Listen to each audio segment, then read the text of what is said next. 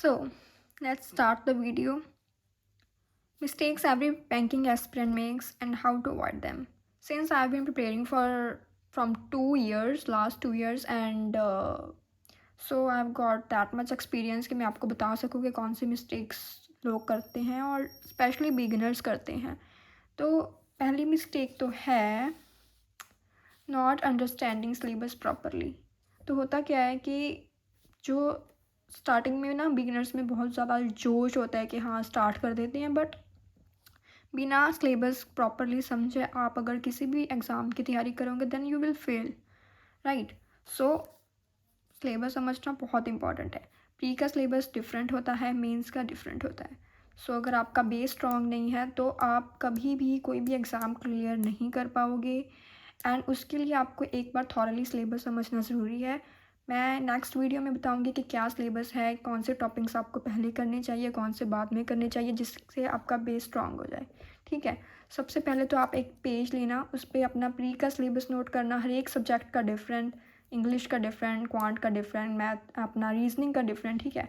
उसके बाद मेंस का नोट करना, क्योंकि अगर सिलेबस सामने होगा then you will get to know कि कौन सा टॉपिक आपको पहले करना है, और उस पर टिक मार्क करते जाइएगा कि हाँ ये वाला टॉपिक मैंने कर लिया. ठीक है. और अब आते हैं दूसरी मिस्टेक पे जो बिगिनर्स करते हैं, ज़्यादातर बैंकिंग एस्पिरेंट्स करते ही हैं. वो है कलेक्टिंग टू मैनी बुक्स. मैंने देखा है कि जो बिगिनर्स होती हैं स्पेशली उनको ऐसे एक मिस गाइडेंस मिल जाती है कि ये वाली बुक परचेज़ कर लो. हर एक टीचर अपनी अपनी बुक को ऐसे प्रमोट करता है कि ये मैंने लिखी है, ये बुक में आपको सारे कॉन्सेप्ट्स मिल जाएंगे. दूसरे टीचर अपनी बुक लॉन्च कर देते हैं. तो इससे ना बिगिनर्स क्या करते हैं, बहुत सारी बुक्स परचेज़ कर लेते हैं. ठीक है. उनसे वो लाइक रीड भी नहीं करी जाती, सॉल्व भी नहीं करी जाती, स्टिल वो कलेक्ट करते रहते हैं, अपना पैसा वेस्ट करते हैं. एंड उसके बाद वो बुक्स ऐसे सामने पड़ी होती हैं तो उसको लाइक एक एक चैप्टर कर लेंगे एंड उसका कोई फ़ायदा भी नहीं है. वो सामने पड़ी रहेंगी, आपको ऐसे टेंशन हो जाएगी यार कि मैंने ये बुक परचेज़ कर ली, इसका मैंने चैप्टर्स भी कंप्लीट नहीं किए. तो पहली मिस्टेक तो मैंने आपको बता दी कि सिलेबस कंप्लीट करना है, उससे पहले आपको अंडरस्टैंड करना पड़ेगा. दूसरी है कि आपको बुक्स परचेज़ नहीं करनी है. स्पेशली बैंकिंग एग्ज़ाम्स के लिए आपको बुक परचेज़ करने की कोई भी ज़रूरत नहीं है, क्योंकि पीडीएफ हर जगह अवेलेबल है, टेलीग्राम पे अवेलेबल है, गाइड लिंक में अवेलेबल है, आपको पता ही होगा. तो मैं आपको बताऊंगी कि कौन सी चीज़ आपको क्या करनी है, कहाँ से करनी है, उसको हम नेक्स्ट वीडियो में बताएंगे. बट आप प्लीज़ बुक्स वगैरह मत ख़रीदना. ठीक है. किसी भी सब्जेक्ट की बुक परचेज़ करने की कोई ज़रूरत नहीं है. अगर हाँ, अगर हम ऐसे इंसान हो जिसको लाइक लैपटॉप पे पढ़ना अच्छा नहीं लगता, लाइक उसको ऑफलाइन बुक की ज़रूरत है या नीड है, उसको लगता है कि हाँ बुक के बिना मैं नहीं पढ़ पाऊँगा, तो भी मैं आपको बुक्स रिकमेंड करूँगी. वही बुक्स ख़रीदना, बस उसके अलावा कोई भी बुक परचेज़ करने की स्पेशली ज़रूरत नहीं है. हर एक सब्जेक्ट की अगर ख़रीदनी है तो सिर्फ एक एक बुक ही ख़रीदना. डिफरेंट डिफरेंट सब्जेक्ट की डिफरेंट डिफरेंट बुक्स ख़रीदने की कोई ज़रूरत नहीं है. अपना पैसा वेस्ट मत करो. क्या परचेज़ करना है, क्या नहीं करना है, वो मैं आपको नेक्स्ट वीडियो में बता दूँगी. कि अगर आपको लगता है कि हाँ कि ज़रूरत है, बुक के बिना आप नहीं पढ़ पाओगे, तो मैं आपको बुक्स की रिकमेंडेशन भी दे दूँगी.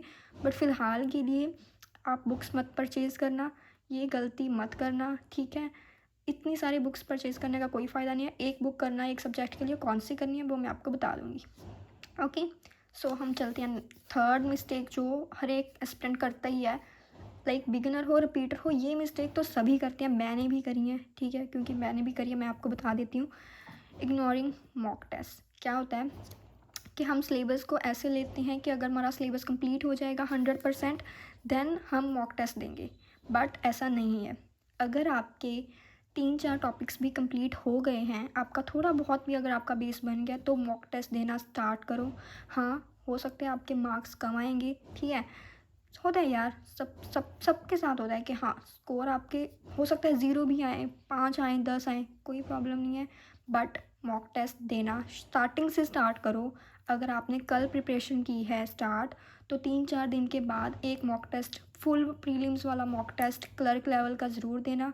क्योंकि इससे आपको पता लगेगा कि जब आपने तैयारी स्टार्ट की थी तब आपका क्या लेवल था. 15 दिन बाद आप कुछ पढ़ाई स्टार्ट कर दोगे, 15 दिन में जो टॉपिक्स किए होंगे 15 दिन बाद फिर से देना मॉक टेस्ट. इससे आपको पता लगेगा कि आपका स्टार्टिंग में बेस कैसा था, क्या लेवल था, 15 दिन के बाद क्या है, और कैसे देनी है मॉक टेस्ट. ठीक है.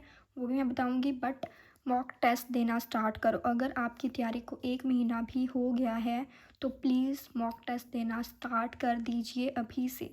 इसका वेट मत करना कि 3-4 महीने मैं सिलेबस कंप्लीट कर लूँगा, उसके बाद मॉक टेस्ट देना स्टार्ट करूँगा एंड मेरे मार्क्स अच्छे आने लगेंगे। नहीं, अगर आपके स्कोर 5, 10, 15 भी आ रहे हैं, कोई प्रॉब्लम नहीं है, मॉक टेस्ट दीजिए। मैं ये नहीं कह रही कि डेली दीजिए।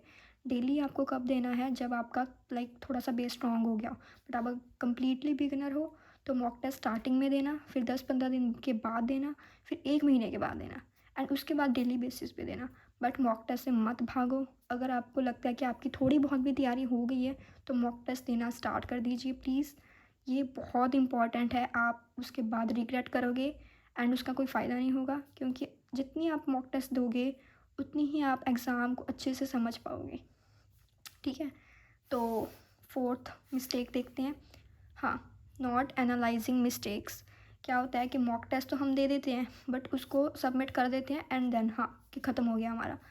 उसको एनालाइज़ करना मॉक टेस्ट देने से भी ज़्यादा इम्पॉर्टेंट है, बिकॉज़ अगर आप एनालाइज़ करोगे तो आपको पता चलेगा कि आपने कौन सी गलती की थी और कौन सी आपको उसको सुधारना है, कौन सा टॉपिक आपका कमज़ोर है।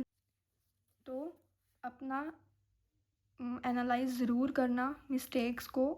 इससे आपको पता चलेगा कि आपको कौन सी चीज़ें दोबारा से करने की नीड है और कौन सा टॉपिक आपका क्लियर है, तो आप उसके आगे बढ़ सकते हो। तो एनालाइज़ प्लीज़ करिएगा। और ऐसा नहीं है कि जो आपने टॉपिक्स कंप्लीट कर लिए हैं तो ठीक है, इट्स ओके, बट उस पे आपकी स्पीड आ रही है कि नहीं, ये भी आपको एनालाइज़ करने की ज़रूरत है।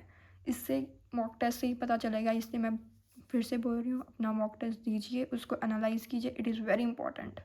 उसको एनालाइज़ करना बहुत ज़्यादा इंपॉर्टेंट है। साथ के साथ सबमिट करने के बाद, स्कोर आने के बाद एनालाइज़ कीजिए कौन सी आपकी मिस्टेक्स थी, कौन से टॉपिक्स आपके कमज़ोर हैं, कौन से क्वेश्चंस आपने अटैम्प्ट नहीं किए।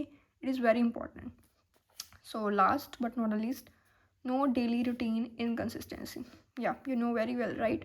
हम क्या करते हैं, स्टार्टिंग में हमें जोश होता है, हम स्टार्ट कर देते हैं, बट 5, 10, 15 दिन के बाद क्या होता है, हमारा रूटीन ऐसे होने लगता है कि हम इनकन्सिस्टेंट हो जाते हैं। तो देखो, अगर आपको एग्ज़ाम क्लियर करना है तो पढ़ाई तो करनी पड़ेगी यार, सिंपल सी बात है। ठीक है, कई लोग क्या करते हैं कि नोटिफिकेशन आने दो, उसके बाद अच्छे से पढ़ाई स्टार्ट कर देंगे, बट नो।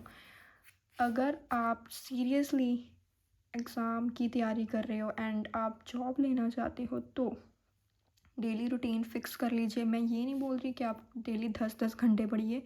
अभी जैसे एग्ज़ाम में बहुत टाइम है, बहुत भी नहीं, मतलब अगस्त में है बट अभी फ़ेब चल रहा है, तो आपके पास अच्छा खासा टाइम है कि आप अच्छे से अपने कॉन्सेप्ट्स क्लियर कर पाएँ, टेस्ट दे पाएँ और उसको एनालाइज़ कर पाएँ। आपके पास अच्छा ये गोल्डन टाइम है। अगर आपने ये वेस्ट कर दिया ना तो आपको बहुत मुश्किल होगी बाद में। ट्रस्ट मी, प्लीज़ अभी से रूटीन बनाइए, 5 घंटे, 4 घंटे, बट डेली बनाइएगा। क्योंकि अगर एक बार 2 बार आपने इसको ब्रेक कर दिया तो आपका फिर से मन नहीं करेगा पढ़ने का। तो प्लीज़ स्टार्टिंग में 2 घंटे, फिर 3 घंटे ऐसे पढ़िए। जिस दिन मन भी नहीं कर रहा ना पढ़ने का, तभी सिर्फ एक मॉक टेस्ट दे दीजिए, बट अपनी कंसिस्टेंसी ब्रेक मत करना। तो ये मिस्टेक्स हैं। अगर आपको किसी और टॉपिक पे वीडियो चाहिए तो please let me know in the comment section. Please आप इन मिस्टेक्स को इग्नोर मत करना। अगर आप सच में इस ईयर जॉब लेना चाहते हैं then it is very important to ये मिस्टेक्स अब अवॉइड करनी चाहिए, करनी ही पड़ेंगी यार, इसके अलावा कोई ऑप्शन नहीं है। सो या, अगर आपको वीडियो अच्छी लगी तो please let me know in the comment section, और किस टॉपिक पे वीडियो चाहिए वो भी मुझे बताइएगा, मैं ज़रूर बनाऊँगी। Thanks for watching, bye.